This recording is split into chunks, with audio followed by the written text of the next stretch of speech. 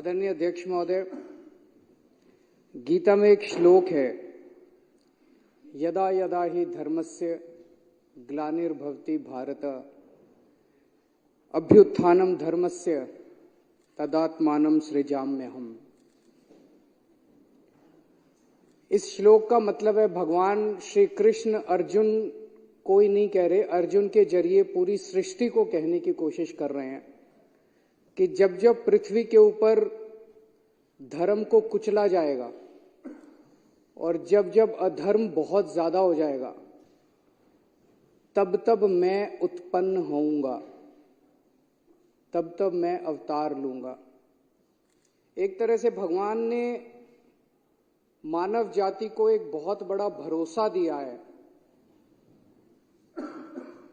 कई ऐसे मौके आते हैं मानव इतिहास में जब अधर्म बहुत ज्यादा हो जाता है, बहुत ज्यादा हो जाता है और लोगों को लगने लगता है कि सच्चाई से कुछ नहीं होगा, ईमानदारी से कुछ नहीं होगा, अधर्म करने से ही होगा। चारों तरफ अधर्म का बोलबाला हो जाता है, आदमी, अच्छे लोग उम्मीद खो बैठते हैं।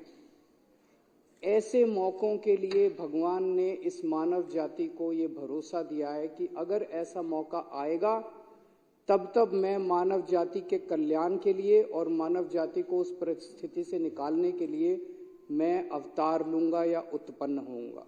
ये बहुत बड़ा भरोसा है भगवान का मानव जाति को।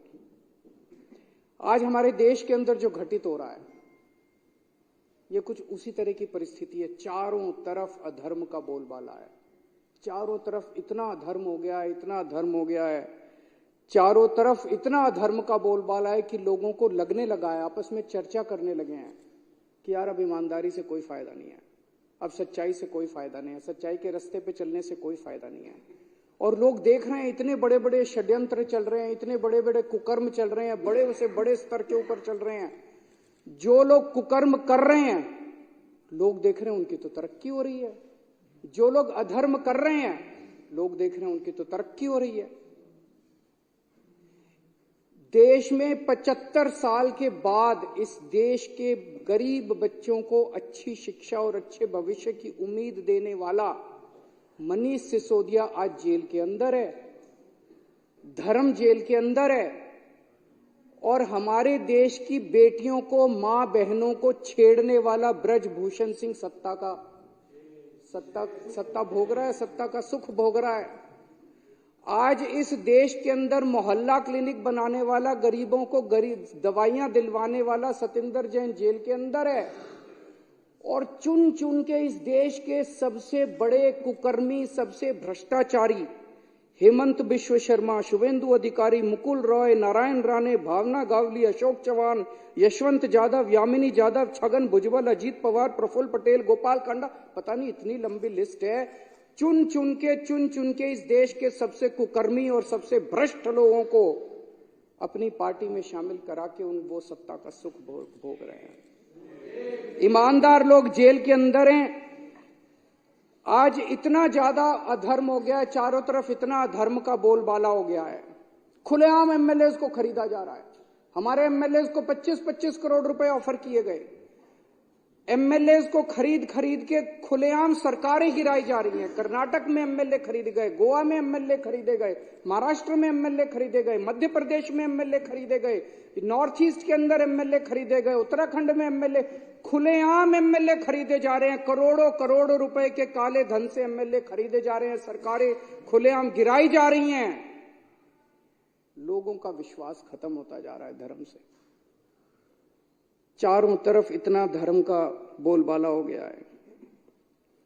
और ये जो चंडीगढ़ में हुआ, चंडीगढ़ के अंदर इनके अधिकारी ने वोट में गड़बड़ करके भारी बहुमत से जीतने वाले व्यक्ति को हरा दिया और हारने वाले व्यक्ति को जिता दिया। पाकिस्तान में भी तो यही हुआ। पाकिस्तान के अंदर भी तो रावलपिंडी के उस इलेक्शन कमिश्नर की आत्मा जाग गई जिसने आके कहा कि हमने भारी बहुमत से उन लोगों को हरा दिया जो भारी बहुमत से जीत रहे थे और उनको जिता दिया जो हार रहे थे। तो ये तो इन लोगों ने हमारे देश को पाकिस्तान बना दिया। 75 साल के अंदर जो इस देश ने अचीव किया था, हासिल किया था, कड़ी मेहनत से इस देश के 140 करोड़ लोगों ने मेहनत करके इस देश के अंदर हासिल किया था और एक झटके के अंदर इन लोगों ने सब कुछ खत्म कर दिया। आज चुनाव जीतने के लिए इनको जो मर्जी करना पड़े करेंगे, ईवीएम में धांधली करनी पड़े करेंगे, ईडी पीछे लगानी पड़े लगाएंगे, सरकारें गिराने के लिए जो मर्जी करना पड़े करेंगे। आज सारे विपक्ष के नेताओं को एक एक एक एक करके ये जेल में डालते जा रहे हैं। चुनाव तो लड़ने के लिए कोई बचेगा ही नहीं। आज इन्होंने अभी थोड़े दिन पहले कांग्रेस पार्टी का अकाउंट फ्रीज कर दिया। अब चारों तरफ चर्चा है अगला आम आदमी पार्टी का अकाउंट फ्रीज करने जा रहे हैं। खुलेआम कह रहे हैं हम तो 370 सीट लड़ रहे जीत रहे हैं। 370 कहने का मतलब यह है इस देश के 140 करोड़ लोगों की जरूरत नहीं है। वो कह रहे हैं तुम जाओ भाड़ में, 140 करोड़ लोग गए तेल लेने, हमें तुम्हारी जरूरत नहीं है और ना तुम्हारा वोट चाहिए, घर बैठना। 370 सीट हमारे पास मशीन है, मशीन से 370 सीटें आ रही हैं हमारी। जिस दिन इस देश के अंदर लोगों की जरूरत ना पड़े, जनतंत्र के अंदर वोटों की जरूरत ना पड़े, देश ही नहीं बचेगा। तो लोग देख रहे हैं इतने बड़े स्तर के ऊपर अधर्म ही अधर्म हो गया, इतने बड़े स्तर के ऊपर अधर्म ही अधर्म हो गया है। जो इस देश के अंदर विपक्ष की सरकारें काम करना चाहती हैं उनको काम नहीं करने देते। इससे बड़ा अधर्म क्या होगा कि गरीबों की दवाइयां रोक दी गई, अस्पतालों के अंदर गरीबों की दवाइयां रोक दी गई, गरीबों के टेस्ट रोक दिए गए, गरीबों को मरने के लिए सड़कों के ऊपर बेहाल छोड़ दिया गया। इससे बड़ा अधर्म क्या होगा कि मोहल्ला क्लिनिक के अंदर जहां गरीब जाके अपना इलाज कराता है वहां की बिजली रोक दी गई, वहां के डॉक्टरों की तनख्वाह रोक दी गई, वहां पे काम करने वाले नर्सों और कंपाउंडरों की तनख्वाह रोक दी गई, वहां के टेस्ट रोक दिए गए। इससे बड़ा हमारे हिंदू धर्म में कहा गया कि पानी पिलाने का धर्म होता है। इन लोगों ने तो दिल्ली का पानी भी रोक दिया, उसमें भी इन्होंने कसर नहीं छोड़ी। तो लोग देख रहे हैं जितनी सरकारें हैं पंजाब के अंदर, हम जितने काम करने की कोशिश करते हैं, पंजाब भगवान की दुआ से फुल स्टेट है, उतना ये नहीं कर पाते, वहां भी इन्होंने हस्तक्षेप करने में कोई कसर। जितनी ऑपोजिशन ही, तमिलनाडु के ले लो, वेस्ट बंगाल के ले लो, केरला की ले लो, कर्नाटक की ले लो, हर जगह ये लोग अपना टांग अड़ाते हैं, काम नहीं करने देते लोग। आज हमारे किसान दिल्ली आना चाह रहे हैं, बताओ क्या कसूर है जी? दिल्ली तो कोई भी आ सकता है, दिल्ली तो देश की राजधानी है, उनके पास कोई हथियार नहीं है, कुछ नहीं, आने दो दिल्ली में। हमने भी तो रामलीला मैदान में आंदोलन किया था, रामलीला मैदान दे दो, बैठ जाएंगे बेचारे। अपना अधिकार, अपनी आवाज उठाने का तो सबको अधिकार है आर्टिकल 19 के अंदर संविधान के। किसानों को नहीं आने देते, ना उनकी फसलों का दाम। वो क्या मांग रहे हैं? वो कह रहे हैं कि हम जो फसल पैदा करते हैं हमें अपनी फसलों का पूरा दाम मिलना चाहिए। बिल्कुल मिलना चाहिए, फसलों का दाम भी नहीं देंगे, प्रोटेस्ट भी नहीं करने देंगे। आज इस देश का युवा बेरोजगार है, उसको नौकरी देने के इनके पास कुछ नहीं है, दर दर की ठोकरें खा रहा है। व्यापारी बुरे हाल है, महिलाएं, उनका घर का खर्चा नहीं चल रहा, महंगाई इन लोगों ने इतनी ज्यादा कर दी। और एक गरीब दिल्ली के अंदर हम देख रहे हैं कि झुग्गियां एक के बाद एक झुग्गियां तोड़ी जा रही है। तो खुलेआम इतना अधर्म हो गया, खुलेआम इतना चारों तरफ इतना ज्यादा अधर्म हो गया कि अब भगवान ने तय किया कि मुझे अवतार लेना पड़ेगा। समय आ गया जब मुझे उत्पन्न होना पड़ेगा और पिछले मुझे हस्तक्षेप करना पड़ेगा। और पिछले कुछ दिनों की घटनाएं ये दिखाती हैं कि भगवान ने सीधे तौर पे हस्तक्षेप करने की और उत्पन्न होने का निर्णय ले लिया है।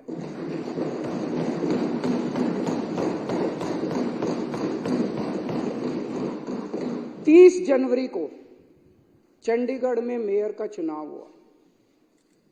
सुबह वोटिंग पड़ी, वोटिंग पढ़ने के बाद एक प्रिजाइडिंग ऑफिसर था, पीठासीन अधिकारी अनिल मसीह, इन्हीं का आदमी था। अनिल मसीह तो मोहरा है, पीछे तो वो हैं, उन्हीं का आदमी था। उस दिन इन लोगों ने तय किया कि आज उस हॉल के अंदर द्रौपदी का चीरहरण करेंगे। उन लोगों ने, इन कौरवों ने तय किया कि आज हम जनतंत्र का, भारतीय जनतंत्र का चीरहरण करेंगे। पूरी प्लानिंग करके आए थे। उसने तय किया कि मैं असली वोटों के ऊपर उनको ठप्पे मार मार के, डिफेस कर करके उनको इनवैलिड घोषित कर दूंगा और हारे हुए को जिता दूंगा। अब वहां पे श्री कृष्ण जी पहुंच गए द्रौपदी का चीरहरण रोकने के लिए। उस कमरे में दिखाई नहीं दिए किसी को, दृश्य थे, लेकिन थे वहां पे। आप लोगों ने अगर वीडियो में देखा हो, वीडियो में वहां जितने बीजेपी वाले मौजूद थे सारे कह रहे हैं कैमरे ऑफ करो, कैमरे। देखे आपने वीडियो? सारे चिल्ला रहे हैं कैमरे ऑफ करो, कैमरे ऑफ करो। कैमरे ऑफ क्यों नहीं हुए? श्री कृष्ण जी वहां मौजूद थे, उन्होंने कैमरे ऑफ इन्होंने पूरी कोशिश करी कैमरे ऑफ करने की। उस दिन कैमरे ऑफ नहीं हुए। ये कोई संयोग नहीं है, ये ऊपर वाले का इशारा है, ऊपर वाले का। इतनी बड़ी दुनिया की सबसे बड़ी पार्टी जो पूरे दुनिया के अंदर, हम तो सबसे बड़ी पार्टी, सबसे बड़ी पार्टी को 5 मिनट के अंदर भगवान ने पूरे देश के सामने बेनकाब कर दिया। जो लोग द्रौपदी का चीरहरण करने आए थे, जो लोग भारतीय जनतंत्र का चीरहरण करने आए थे, भगवान श्री कृष्ण ने उनको पूरे देश के सामने उनका चीरहरण करके छोड़ा। और अध्यक्ष महोदय, उसके बाद की जो घटनाक्रम है, जिस तरह से सुप्रीम कोर्ट के अंदर ये मामला चला, हम लोग अदालतों को मंदिर की तरह मानते हैं। न्याय देना भगवान का काम है, न्याय भगवान देता है। इसलिए जज को भगवान का, जब जज अपनी कुर्सी पे बैठ के फैसले सुनाता है तो कहा जाता है कि एक तरह से भगवान फैसला सुना रहा है।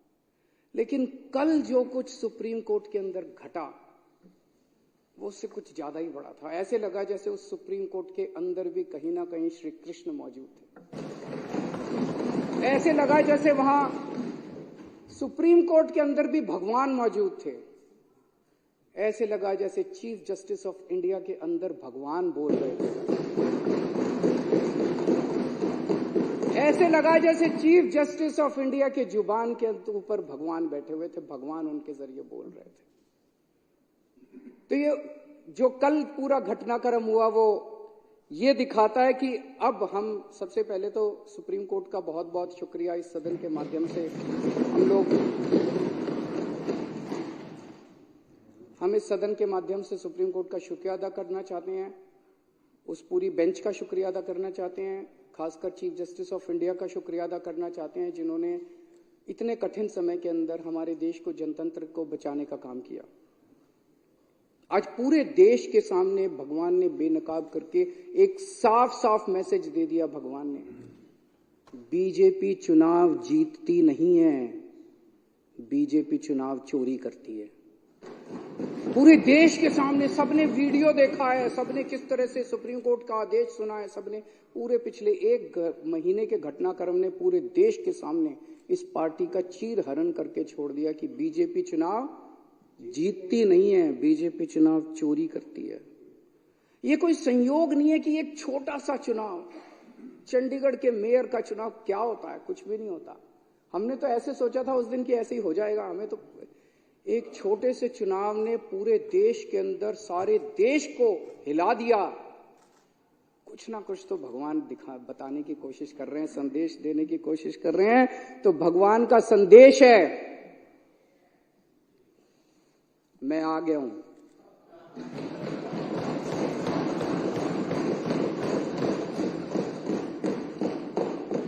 बीजेपी पाप कर रही है, बीजेपी अधर्म कर रही है। अब ये नहीं चलेगा। जिन लोगों को लगता था बीजेपी हार नहीं सकती, भगवान ने दिखा दिया कि अगर चंडीगढ़ के मेयर का चुनाव हार सकती है तो बीजेपी देश का चुनाव भी हार सकती है। भगवान ने पूरे देश को एक कॉन्फिडेंस देने की कोशिश करी है कि हिम्मत मत हारो, खड़े हो। तुम लोग एक बहुत बड़े देश के निवासी हो। भारत के लोग एक बहुत बड़ी संस्कृति, हमारा कल्चर 3000 4000 साल पुराना है। डर के मत बैठो, खड़े हो। आप अपना कर्म करो, तुम लोग अपना कर्म करो। कई लोगों को इस देश के अंदर लगता है कि अब तो ईवीएम में गड़बड़ी हो गई, वोट डाल के क्या फायदा है। भगवान कह रहा है बिल्कुल नहीं, वोट डालने जाओ, ईवीएम को मैं संभाल लूंगा। सारे जने वोट डालने जाओ, कोई बिना वोट के मत रहना। वोट डालने जाओ, आवाज उठाओ, प्रदर्शन करो, इनके खिलाफ खड़े हो। भगवान तुम्हारे साथ है। जैसे भगवान ने इनको बेनकाब किया चंडीगढ़ के चुनाव में, भगवान आने वाले समय में भी इनको बेनकाब करेगा और सत्य का साथ देगा। हताश होकर मत बैठो। ये धर्म और अधर्म की लड़ाई है, ये पाप और पुण्य की लड़ाई है। अब आप लोगों को तय करना है कि आप धर्म के साथ हो कि आप अधर्म के साथ हो, आप पाप के साथ हो कि आप पुण्य के साथ हो। जब पांडवों को वनवास जाना पड़ा तो एक बार तो लगा कि अधर्म जीत गया। जब भगवान राम को वनवास जाना पड़ा एक बार तो लगा कि अधर्म जीत गया। जब दुर्योधन का राज्य आया, जब कंस का राज्य आया, जब रावण की अति हुई तो एक बार तो लगा कि अधर्म जीत गया, लेकिन अंत में तो धर्म जीता। आज भी जब चारों तरफ बीजेपी का अधर्म फैला हुआ है तो एक बार लगता है कि अधर्म जीत गया। ऐसे लगता है ना कई बार, ये तो हार ही नहीं रहे जी, ये तो हार। एक बार लगता है धर्म जीत गया, लेकिन धर्म जीतेगा, अंत में धर्म जीतेगा। जो जो धर्म के साथ हैं, जो जो देशभक्त हैं, जो जो पुण्य के साथ हैं, जो जो लोग भगवान राम के भक्त हैं, जो जो शिव जी के भक्त हैं, जो जो हनुमान जी के भक्त हैं, जो जो श्री कृष्ण के भक्त हैं, वो देश के साथ हैं और बीजेपी के खिलाफ हैं। भारत माता की जय श्री राम, जय श्री राम। अब सदन की कार्रवाई